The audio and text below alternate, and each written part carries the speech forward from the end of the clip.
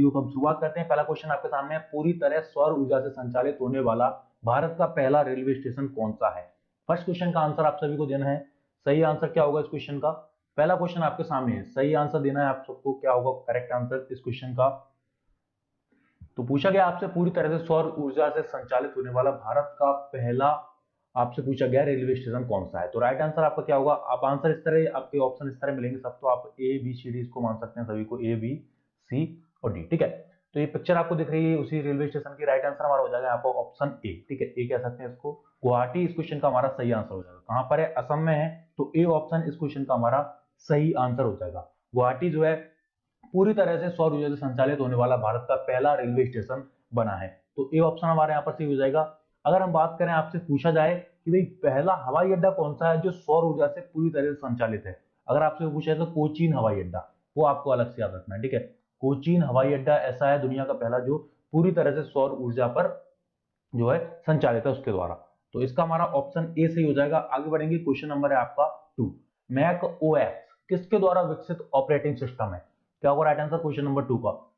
Question number 2 आप लोगों के सामने है, मैक ओएस किसके द्वारा विकसित ऑपरेटिंग सिस्टम है, ये पूछा गया है। चार ऑप्शन है आपके सामने, आईबीएम, माइक्रोसॉफ्ट, एप्पल या माइक्रोमैक्स। सही आंसर आपको बताना है क्या होगा इस क्वेश्चन का। क्वेश्चन नंबर 2 आपके सामने है, तो इसका हमारा सही आंसर क्या हो जाएगा? ऑप्शन आपका सी, एप्पल इस क्वेश्चन का हमारा सही आंसर हो जाएगा। वैसे अगर बात करें तो नेक्स्ट के द्वारा जो है डेवलप किया गया था, लेकिन अब जो है एप्पल ही है नेक्स्ट आपका, एप्पल का अधिग्रहण के बाद। कि मैक ओएस जो है आपका बेस्ड किस पर है? यूनिक्स ऑपरेटिंग सिस्टम पे है। ठीक है, किस पर? यूनिक्स ऑपरेटिंग सिस्टम पे है। डेवलप किया गया था इसको नेक्स्ट के द्वारा। स्टीव जॉब ने लीव कर दिया था एप्पल को 1985 में, तो 1985 से 1997 के बीच में इसको डेवलप किया गया था मैक ओएस को। तो ऑप्शन सी हमारे यहाँ पर करेक्ट आंसर हो जाएगा ऑप्शन के अकॉर्डिंग। ठीक है, सी ऑप्शन हमारे यहाँ पर सही आंसर आपका हो जाएगा। क्वेश्चन नंबर 3 आप लोगों के सामने, इसका आंसर दीजिए। क्वेश्चन नंबर 3 का सही आंसर क्या होगा? भारत के पहले मुख्य चुनाव आयुक्त की बात आपसे की जा रही है, निम्नलिखित में से कौन थे? क्वेश्चन नंबर 3, इससे एक क्वेश्चन और बनता है, जो भारत के मुख्य चुनाव आयुक्त हैं इनके आपसे टर्म पूछा जाता है, भाई कितने वर्ष तक इनका जो है कार्यकाल रहता है, कार्यकाल पूछा जाता है इनका। तो क्या होगा राइट आंसर क्वेश्चन नंबर 3 का? आपको आंसर देना है। तो इसका हमारा सही आंसर हो जाएगा क्या?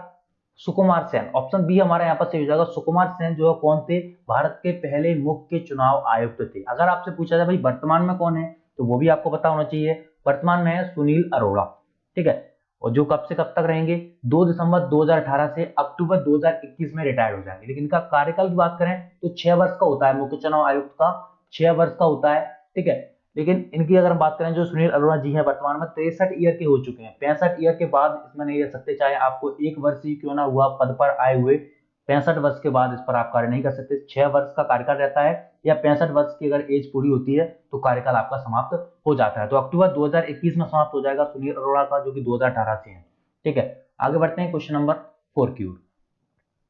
चलिए, क्वेश्चन नंबर 4 का आंसर आप लोगों को देना है। सही आंसर क्या होगा? क्वेश्चन नंबर 4 आप लोगों के सामने है। क्या होगा करेक्ट आंसर इस क्वेश्चन का? पूछा गया है आपसे, जब कोई कार विराम से अचानक चल पड़ती है, यानी कि रुकी हुई कोई कार है अचानक चल पड़ती है, तो उसमें बैठे सवार जो व्यक्ति होते हैं पीछे की तरफ जो है झुक जाते हैं। यह घटना का उदाहरण है। कौन सी घटना का उदाहरण है? 4 ऑप्शन आपके सामने है। क्या होगा राइट आंसर इस क्वेश्चन का? चलिए जल्दी से आंसर दीजिए। क्वेश्चन नंबर है आपका 4। तो इसका हमारा सही आंसर क्या हो जाएगा? आपका फर्स्ट नियम। ठीक है, न्यूटन की गति का जो पहला नियम था, तो ऑप्शन हमारा यहाँ पर ये हो जाएगा, ये वाला न्यूटन गति का जो प्रथम नियम है, उसमें आपका ये इस क्वेश्चन का हमारा सही आंसर हो जाएगा। न्यूटन की गति का फर्स्ट लॉ इस क्वेश्चन का हमारा सही आंसर हो जाएगा। चलिए, क्वेश्चन नंबर है आपका यहाँ पर 5। टीपू सुल्तान को ब्रिटिश सेना ने आंगल मैसूर युद्ध में पराजित किया था। कौन सा जो है आंगल मैसूर युद्ध था जिसमें पराजित किया गया था टीपू सुल्तान को? और 4 ऑप्शन आपके सामने है, प्रथम, दूसरा, तीसरा या पांचवा।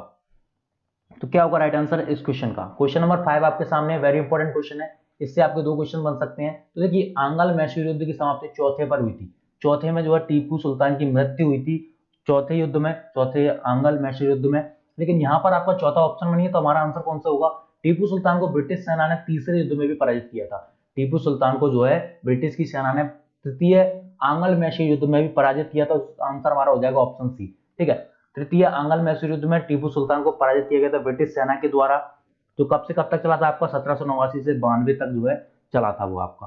और उसके बाद श्रीरंगपट्टम की संधि होती, वो भी पूछा जाता है आपसे कि श्रीरंगपट्टम की संधि कब हुई, कौन से युद्ध के बाद किसके बीच हुई थी? तो आपका टीपू सुल्तान और ब्रिटिश के बीच हुई थी ये। श्रीरंगपट्टनम की संधि जो है आपकी युद्ध समाप्त कर देती है ये वाला। तृतीय आंग्ल मैसूर युद्ध। उसके बाद जो है राज्य का बंटवारा हो जाता है, ये 3 करोड़ रुपए देता है ब्रिटिश सेना, मराठा और अन्य लोगों को, तो आपका युद्ध समाप्त हो जाता है। उसके बाद चौथा आपका आंग्ल मैसूर युद्ध होता है, जिसमें जो है टीपू सुल्तान की मृत्यु हो जाती है। वो कब से कब तक होता है? 1798 से 99 तक, ठीक है। उसके बाद टीपू सुल्तान की मृत्यु हो जाती है और युद्ध आपका जो है समाप्त हो जाता है। चलिए क्वेश्चन नंबर 6 आपके सामने है, सही आंसर आपको देना है, क्या होगा सही आंसर। क्वेश्चन नंबर 6 आपके सामने है, भारत में प्रकाशित होने वाला पहला साप्ताहिक समाचार पत्र था। तो देखिए ये क्वेश्चन आपका इस एग्जाम में आया हुआ है, इसलिए हमने जो कलेक्ट किया क्वेश्चन, इसके बारे में थोड़े दिन पहले हम बात कर चुके, 2 से 3 दिन पहले क्लास थी, तो सभी का आंसर आना चाहिए। किसके द्वारा संचालित किया गया था, कहां से संचालित हुआ, जो आपका न्यूज़पेपर था किसके द्वारा किया गया था, ये भी आपको बताया, तो कब से हुआ था, तो किसके द्वारा जो है संपादित किया गया था अखबार ये वाला। पहला साप्ताहिक समाचार पत्र भारत का कौन सा? बंगाल गजट। ऑप्शन सी हमारा यहाँ पर हो जाएगा, बंगाल गजट इस क्वेश्चन का सही आंसर हो जाएगा। कलकत्ता से 1780 ईस्वी में जो है संचालित किया गया था आपका ये, और किसके द्वारा, वो भी आपको याद रखना है, जेम्स ऑगस्टस हिक। चलिए आगे बढ़ते हैं, कोलकाता से इसका जो है प्रसारण हुआ था। क्वेश्चन नंबर है आपका 7, क्या होगा सही आंसर? प्रकाशन, ठीक है, प्रसारण नहीं प्रकाशन, कोलकाता से प्रकाशन हुआ था इसका 1780 में। क्वेश्चन नंबर 7 आपके सामने सिंपल क्वेश्चन है, हीराकुंड बांध निम्नलिखित नदियों में से किस पर बनाया गया है, क्या होगा राइट आंसर इस क्वेश्चन का? चलिए जल्दी से आंसर दीजिए। क्वेश्चन नंबर है आपका 7, हीराकुंड बांध निम्नलिखित नदियों में से किस पर बनाया गया है। पिक्चर में आपको दिख रही है, रियल पिक्चर है हीराकुंड बांध की, तो क्या होगा इस क्वेश्चन का सही आंसर? सोनू राज जी पूछ रहे हैं कि लाइव कितने बजे से होती है, तो 7 बजे से, ठीक है। तो इस क्वेश्चन का हमारा सही आंसर हो जाएगा महानदी, ऑप्शन हमारा बी सही हो जाएगा। कहां पर है ये भी आपको पता होना चाहिए, हीराकुंड बांध किस राज्य में, भारत के कौन से राज्य में है, तो वह आपका उड़ीसा में, ठीक है। कौन से राज्य में है? उड़ीसा में है, वो आपको याद रखना है, महानदी पर है। इस क्वेश्चन का हमारा ऑप्शन सी हो जाएगा, कौन सा? Option B. इसका जो है ओपन कब हुआ था आपका? 1957 में ओपन हुआ था ये बांध। चलिए आगे बढ़ते हैं, क्वेश्चन नंबर है आपका 8। चलिए क्वेश्चन नंबर 8 का आंसर देंगे सभी लोग। पूछा गया आपसे, सरल अणुओं से बने कम अणु भार वाले यौगिक यानी प्राकृतिक रेशों को क्या कहा जाता है, ये आपसे पूछा गया इस क्वेश्चन में। सही आंसर आपको देना है, क्या होगा? सरल अणुओं से बने प्राकृतिक रेशे को कहा जाता है।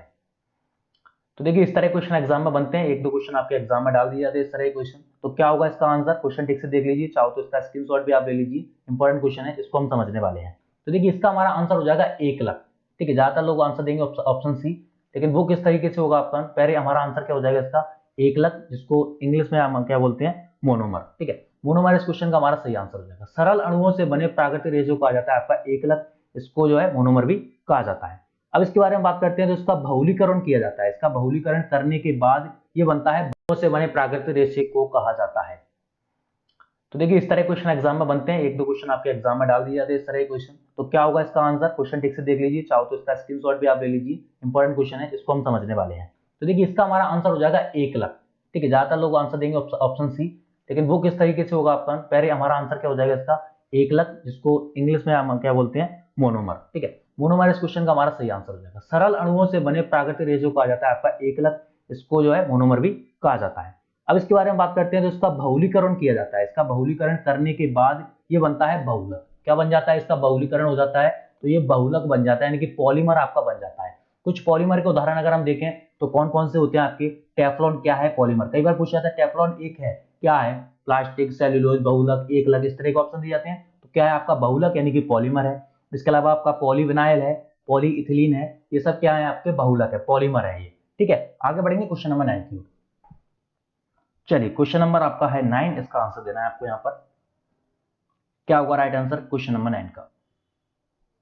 9 में कहा गया आपसे, ओलंपिक के लिए क्वालिफाई प्राप्त करने वाली पहली भारतीय महिला जिम्नास्टिक कौन है? क्वेश्चन नंबर 9 का आंसर आपको यहाँ पर देना है, क्या होगा करेक्ट आंसर? तो इसका हमारा सही आंसर क्या हो जाएगा आपको क्वेश्चन नंबर 9 का? दीपा कर्माकर, ऑप्शन सी इस क्वेश्चन का आपका करेक्ट आंसर हो जाएगा, दीपा कर्माकर। इनसे रिलेटेड क्वेश्चन भी बनते हैं एग्जाम में, ठीक है। द स्मॉल वंडर जो है इनकी बुक है, वो भी क्वेश्चन बन सकता है एग्जाम में। इसके अलावा कहाँ इनका जन्म हुआ, कहाँ से हैं, भारत के कौन से राज्य से हैं, ये क्वेश्चन जरूर बनता है एग्जाम में। कोई भी खिलाड़ी जो फेमस होता है इस तरीके से, तो वहां से क्वेश्चन पूछ लिया जाता है। तो त्रिपुरा की राजधानी में इनका जन्म होता है, ठीक है, अगरतला में, त्रिपुरा से हैं। कोच किसके निर्देशन में जो है कि अभ्यास ही कर रही है? बिंदेश्वर नंदी, ये चीजें आपको याद रखनी है। आगे बढ़ते हैं, क्वेश्चन नंबर है आपका 10। क्वेश्चन नंबर 10 बहुत ही सिंपल है, एक सरकार संवैधानिक कानूनों और नागरिक अधिकारों के दायरे के अंदर ही काम करती है तो किस प्रकार की सरकार होती है? राजतांत्रिक, एकतांत्रिक, कुलीन तांत्रिक या लोकतांत्रिक? तो सभी को आंसर पता होगा, ऑप्शन डी हमारा सही होगा, लोकतांत्रिक सरकार। ऑप्शन डी हमारा सही हो जाएगा यहाँ पर। चलिए क्वेश्चन नंबर 11, क्वेश्चन नंबर 11 आप लोगों के सामने है। पूछा जा रहा है भारतीय संविधान की किस अनुसूची में संविधान द्वारा मान्यता प्राप्त भाषाओं के बारे में बताया गया है? कुछ दिन पहले हम बात कर चुके हैं, इसी से रिलेटेड एक क्वेश्चन था आपका, उनमें आपसे पूछा गया था जो भारतीय संविधान की कौन सी अनुसूची है जिसमें भाषाएं दी गई हैं, क्वेश्चन आपका उसमें अलग था। तो इसका हमारा राइट आंसर हो जाएगा ऑप्शन सी, 8वीं अनुसूची। ठीक है, वो क्वेश्चन क्या था आपका, 8वीं अनुसूची में कौन सी भाषा इनमें से नहीं है? तो देखिए वैसे तो काफी सारी भाषा नहीं है, केवल टोटल आपकी जो है 22 भाषाएं भारत की क्षेत्रीय भाषाएं, इसके अलावा नेपाली, कश्मीरी, ये सारी भाषाएं। इसके अलावा आपसे क्वेश्चन पूछा गया था उसमें कौन सी नहीं, तो हमारा आंसर था अंग्रेजी। तो ये आपको याद रखना है। ठीक है, अंग्रेजी नहीं है इन 22 भाषाओं में, याद रखना है। ऐसे तो कई सारी भाषा नहीं है लेकिन अंग्रेजी नहीं है। क्वेश्चन नंबर 12 आपके सामने है। क्वेश्चन नंबर 12 आप लोगों के सामने है। पूछा गया आपसे इंडिया ऑफ माय ड्रीम्स पुस्तक द्वारा लिखी गई, किसके द्वारा लिखी गई वो पूछा गया आपसे क्वेश्चन नंबर 12 के अंदर। क्या होगा करेक्ट आंसर क्वेश्चन नंबर 12 का? तो इसका हमारा सही आंसर क्या हो जाएगा यहाँ पर? क्वेश्चन नंबर 12 आपके सामने है, सही आंसर दीजिए सभी लोग, उसके बाद हम आगे बढ़ेंगे। तो राइट आंसर हमारा हो जाएगा महात्मा गांधी। ठीक है, महात्मा गांधी के द्वारा लिखी गई है। तो ए ऑप्शन हमारे यहाँ पर सही हो जाएगा, ए जितने भी लोग देना सभी का सही हो जाएगा आपका, महात्मा गांधी इस क्वेश्चन का करेक्ट आंसर हो जाएगा। चलिए क्वेश्चन नंबर 13 की ओर बढ़ेंगे। 13 का आंसर आपको देना है यहाँ पर, क्या होगा सही आंसर? क्वेश्चन नंबर 13 पूछा गया आपसे निम्नलिखित सरकारी निकाय में से कौन सा ग्रामीण ऋण का सर्वोच्च संस्थान है? क्वेश्चन नंबर है आपका 13, क्या होगा करेक्ट आंसर इसका? ग्रामीण ऋण का सर्वोच्च संस्थान कौन सा है ये आपसे पूछा गया है, तो वो है आपका नाबार्ड। ऑप्शन डी हमारा सही हो जाएगा। नाबार्ड का फुल फॉर्म भी आपको पता होना चाहिए, क्या है आपके नाबार्ड का फुल फॉर्म, स्थापना कब हुई थी वो भी पता होनी चाहिए। तो नाबार्ड के फुल फॉर्म के बारे में बात करें तो national bank for agriculture and rural development, Mumbai में इसका हेडक्वार्टर है। स्थापना होती है 12 जुलाई 1982 को। ठीक है, कब होती है स्थापना? 12 जुलाई 1982 को स्थापना होती है। जो ग्रामीण क्षेत्रीय बैंक होते हैं उनको ये लोन देने का कार्य करता है, जिससे ग्राम का जो विकास हो उन क्षेत्रों का। तो ऑप्शन डी हमारे यहाँ पर सही हो जाएगा। क्वेश्चन नंबर 14 आपके सामने है। क्वेश्चन नंबर 14 आपके सामने, क्या होगा सही आंसर? पूछा जा रहा है निम्नलिखित में से कौन सा भूदृश्य बहते जल या नदी से निर्मित नहीं होता है, ये आपसे पूछा गया है। क्या होगा राइट आंसर इस क्वेश्चन का? क्वेश्चन नंबर 14 आपके सामने है, सही आंसर आपको यहाँ पर देना है, क्या होगा? भूदृश्य बहते जल या नदी से निर्मित नहीं होता। तो पहला आपका जो ऑप्शन दिया गया है वी आकार की घाटी, तो ये नदियों के द्वारा निर्मित होती है, आपको पता होगा वी आकार की इस तरह की जो घाटी बन जाती है।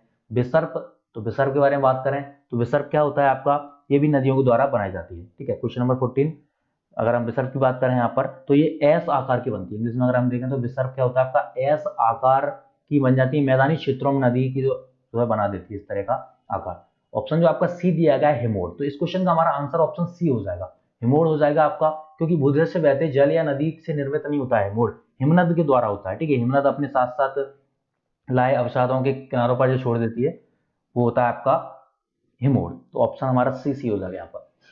चलिए क्वेश्चन नंबर 15 की ओर बढ़ेंगे।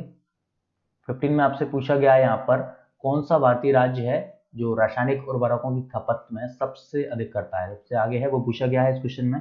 तो क्या होगा सही आंसर क्वेश्चन नंबर 15 का? 15 में पूछा गया है रासायनिक उर्वरकों की खपत सबसे अधिक करता है कौन सा भारतीय राज्य है। 4 ऑप्शन आपके सामने हैं।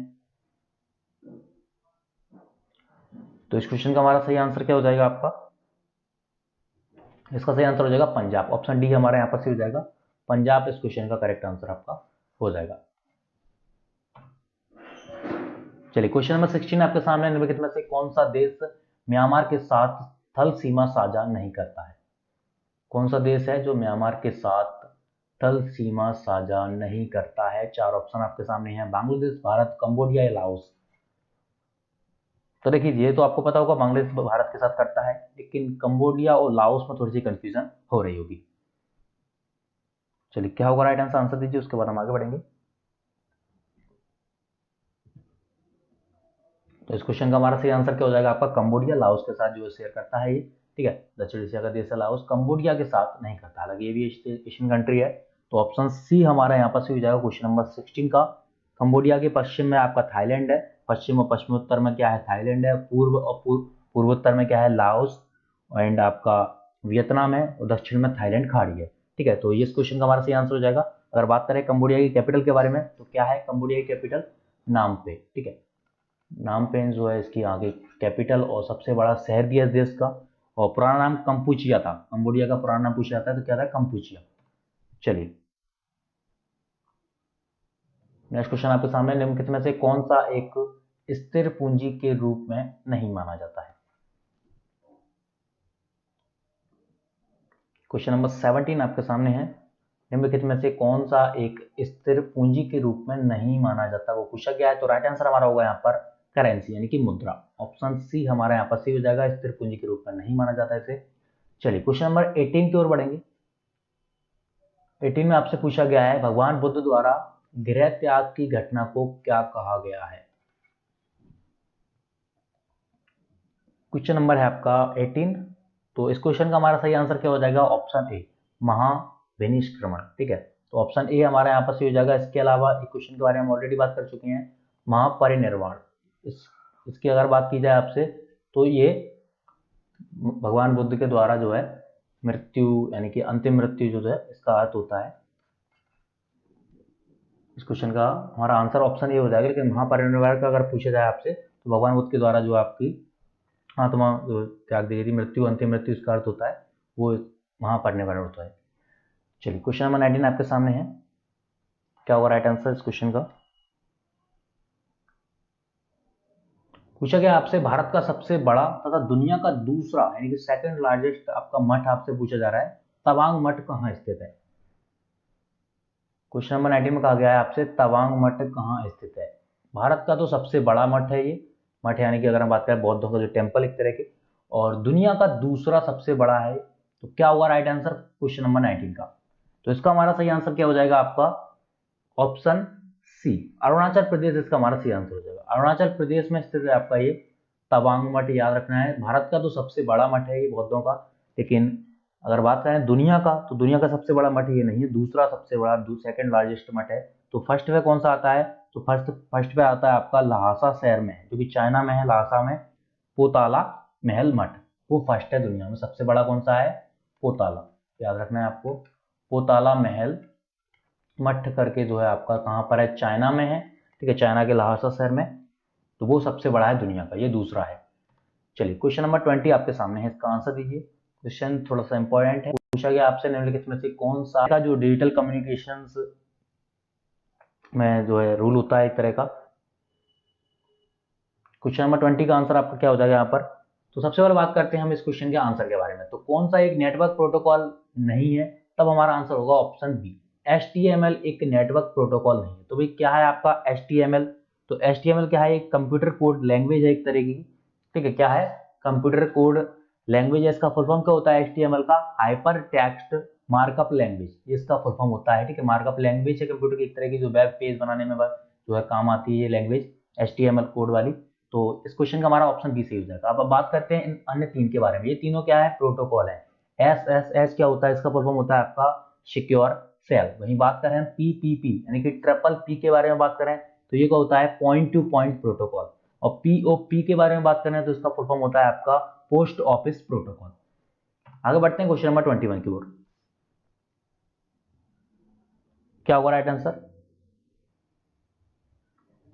चलिए क्वेश्चन नंबर 21 आपके सामने है, इसमें कहा गया है मेडिकल स्कूल से स्नातक करने वाली दुनिया की पहली महिला कौन थी। ये पूछा गया आपसे, मेडिकल स्कूल से स्नातक करने वाली दुनिया की पहली महिला आपसे पूछी जा रही है कौन थी। तो राइट आंसर हमारा क्या होगा इस क्वेश्चन का 21 का, सही आंसर हो जाएगा option B Elizabeth Blackwell. Option B हमारे यहाँ पर सही हो जाएगा, एलिजाबेथ ब्लैकवेल इस क्वेश्चन का करेक्ट आंसर आपका हो जाएगा। यूएस की MD पहली महिला, दुनिया की भी पहली महिला थी। ठीक है, एलिजाबेथ ब्लैकवेल जो कि आपकी कहाँ से थी, यूएस की, और 1849 में जेनेवा कॉलेज न्यूयॉर्क से इन्होंने जो है कंप्लीट किया था। तो ऑप्शन हमारे यहाँ पर बी सी हो जाएगा। आगे बढ़ेंगे क्वेश्चन नंबर 22 की ओर। 22 का आंसर आप लोगों को यहाँ पर देना है। क्या होगा करेक्ट आंसर? पूछा गया आपसे उस शतरंज चैंपियन का नाम बताएं जिसके खिलाफ विश्वनाथन आनंद 2014 के विश्व शतरंज चैंपियनशिप का मुकाबला हार गए थे। यानी कि सीधे सीधे आपसे पूछा गया है 2014 का जो विश्व शतरंज चैंपियनशिप है, जो कौन जीता उसे, वो पूछा गया आपसे। तो क्या होगा करेक्ट आंसर इस क्वेश्चन का? हमारा सही आंसर हो जाएगा ऑप्शन डी, मैग्नस कार्लसन। ठीक है, मैग्नस कार्लसन जो है इस क्वेश्चन का हमारा सही आंसर हो जाएगा। 2014 में विश्व शतरंज चैंपियनशिप में जो है विजेता बने थे। किसको हराया था इन्होंने? भारत के जो है विश्वनाथन आनंद को। ठीक है, तो ऑप्शन डी हमारा सही हो जाएगा। कहां से हैं आपके ये मैग्नस कार्लसन? तो ये है कहां के, ये आपको याद रखना है, पूछा जाता है कई बार इस तरह क्वेश्चन एग्जाम में। नॉर्वे के। कहां के हैं? नॉर्वे के। चलिए क्वेश्चन नंबर 23 आपके सामने है, इसका आंसर आपको देना है यहाँ पर। 23 में कहा गया आपसे भारत को किस वर्ष में विश्व स्वास्थ्य संगठन यानी कि WHO द्वारा, वर्ल्ड हेल्थ ऑर्गेनाइजेशन के द्वारा पोलियोग्रस्त देशों की सूची से निकाल दिया गया था? क्वेश्चन नंबर 23 का आंसर आपको यहां पर बताना है।